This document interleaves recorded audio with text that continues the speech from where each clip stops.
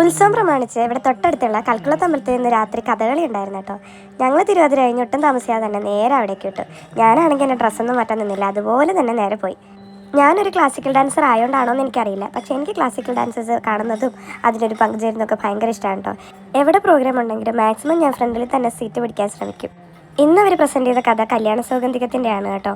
ഭാര്യയുടെ ഇഷ്ടപ്രകാരം കല്യാണ സൗഗന്ധികം പുഷ്പം തേടി പോകുന്ന ഭർത്താവായ ഭീമനും മാർഗമധ്യേ കിടക്കുന്ന ഹനുമാനും ഒക്കെയുള്ള വളരെ ഗംഭീരമായിട്ടുള്ള പ്രസൻറ്റേഷനായിരുന്നു അവരുടേത്. ഞാനൊരു ക്ലാസിക്കൽ മ്യൂസിക് സിംഗറും കൂടെ ആയതുകൊണ്ടാണെന്ന് അറിയില്ല, ഇവരെക്കാട്ടിലും ഞാൻ എൻ്റെ ബാക്കിലുള്ള പാട്ടുകാരെയാണ് കൂടുതൽ ശ്രദ്ധിച്ചത്. എന്ത് മനോഹരമായാണ് അവർ പാടുന്നത്. ശരിക്കും ലയിച്ചിരുന്നു പോയി. എനിക്ക് ശരിക്കും ഹനുമാൻ്റെ വേഷമാണ് കൂടുതൽ ഇഷ്ടമായത് കേട്ടോ. ഇതിൻ്റെ ടെക്നിക്കൽ ടേം എന്താണെന്ന് എനിക്കറിയില്ല. പച്ച കത്തി കരി എന്നൊക്കെ കേട്ടിട്ടുണ്ട്, മിനുക്ക് എന്നിവ. പക്ഷെ ഇതിൻ്റെ ടേം കറക്റ്റ് എനിക്കറിയില്ല, അതുകൊണ്ട് ഹനുമാൻ എന്ന് ഞാൻ പറയുകയാണ്. ഹനുമാൻ്റെ വേഷം എനിക്ക് ഒരുപാട് ഇഷ്ടമായി കേട്ടോ. ആ ഒരു ആർട്ടിസ്റ്റിൻ്റെ കണ്ണുകളിൽ പോലും ആ ഒരു ഫീൽ ഉണ്ടായിരുന്നു. വളരെ അടിപൊളിയായിരുന്നു.